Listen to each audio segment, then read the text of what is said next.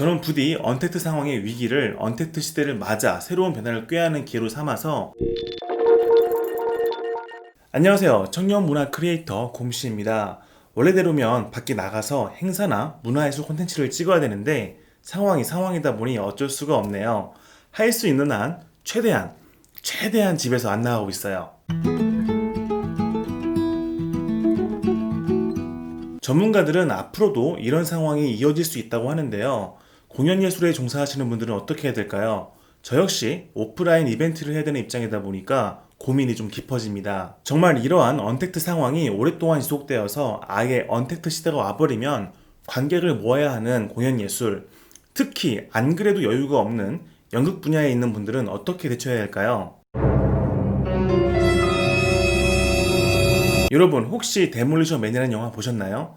93년도에 나온 SF 영화로 2032년을 배경으로 하고 있는데요. 인상적인 부분이 있었습니다. 바로 위생을 위해서 사람 간의 접촉을 아예 법으로 금지시킨 점이었어요. 심지어 남녀 간의 뽀뽀도 금지가 되었습니다. 실제로 2020년 지금 어떤가요? 결혼식장에서 신랑과 신부가 마스크를 낀 채로 뽀뽀를 하는 장면 다들 기억하실 거예요. 뭔가 소름 끼치지 않나요?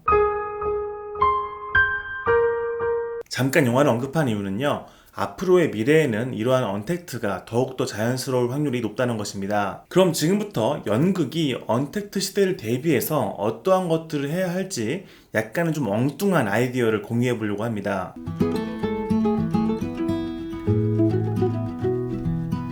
온라인 미디어를 활용하는 것은 당연하겠죠. 하지만 오프라인 공연을 단순히 영상으로 찍어서 올리는 것은 현장감도 없고 관객과 배우의 소통도 없는 정말 매력이 없는 그냥 기록물에 불과할 거예요. 때문에 조금은 다른 방식으로 제작을 해야 온라인 관객이 유입될 이유가 생긴다고 봅니다. 이미 이에 대한 다양한 대안들이 나왔을 거니까요. 저는 딱 한 가지만 이야기하겠습니다. 바로 반응형 콘텐츠입니다.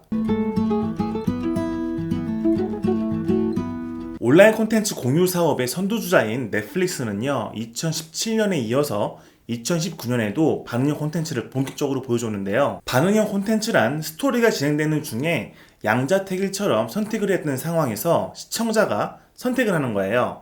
그러면 그 선택에 따라서 이야기가 진행되는 것입니다. 예를 들어 베어 그릴스가 나오는 맨 머저스 와일드를 보면요. 특정 상황에서 어떤 생존 도구를 고를지 또는 어떤 행동을 할지를 고르는데 그 선택에 따라서 탈출을 성공할 수도 있고 실패할 수도 있는 결말로 가는 것입니다. 저는 연극도 이러한 반응형 콘텐츠를 만들 수 있는 가능성이 충분하다고 생각합니다. 이미 같은 작품임에도 다양한 결말을 보여줘서 관객들이 보고 또 오게 하는 사례는 많이 있고요. 온라인 미디어의 장점과 작가의 창의력 그리고 배우의 열정이 버무려지면 온라인에서만 볼 수 있는 또 온라인으로 보러 오고 싶어지는 매력적인 반응형 공연 콘텐츠가 만들어질 것이라고 확신합니다.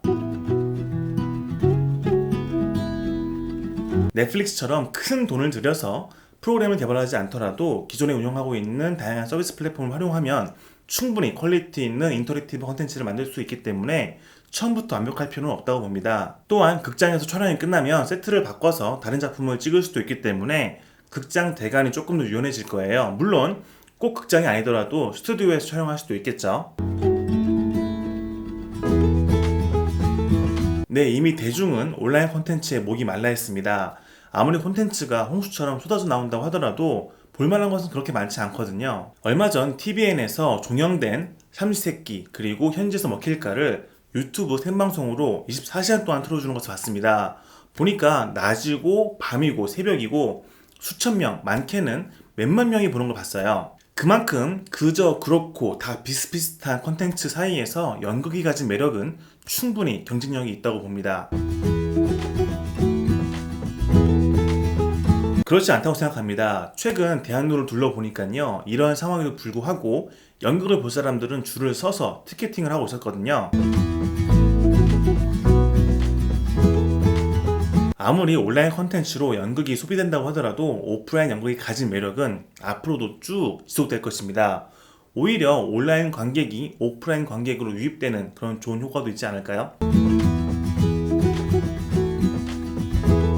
첫째로 앞서 언급했다시피 온라인 관객이 오프라인 관객으로 유입되면서 연극 자체에 대한 관심이 높아질 것입니다. 둘째, 작품의 다양성이 어마어마하게 많아질 거예요. 무대의 제한이 없어지다 보니까 창의력을 마음껏 발휘할 수 있는 것이죠. 셋째, 토종 연극의 글로벌화를 끌어낼 수 있을 겁니다. 게다가 해외 팬덤도 충분히 생길 거예요. 자, 여기까지가 언택트 시대를 대비해서 연극이 시도해볼 만한 저의 엉뚱한 생각이었습니다. 여러분은 어떠신가요? 평소에 연극 많이 보러 가시나요? 연극이 싫어서라기보다도 보러 갈 시간도 없고 또 보러 갈 기회도 없다 보니까 점점점 연극과 멀어지는 것 아닐까요? 저는 부디 언택트 상황의 위기를 언택트 시대를 맞아 새로운 변화를 꾀하는 기회로 삼아서 연극이든 공연이든 더 많은 관객들과 호흡하게 될 수 있길 바랍니다. 자, 오늘 준비한 내용은 여기까지고요. 다음에도 문화에 의한, 문화를 위한 컨텐츠로 찾아뵙겠습니다. 또 볼게요. 바이바이.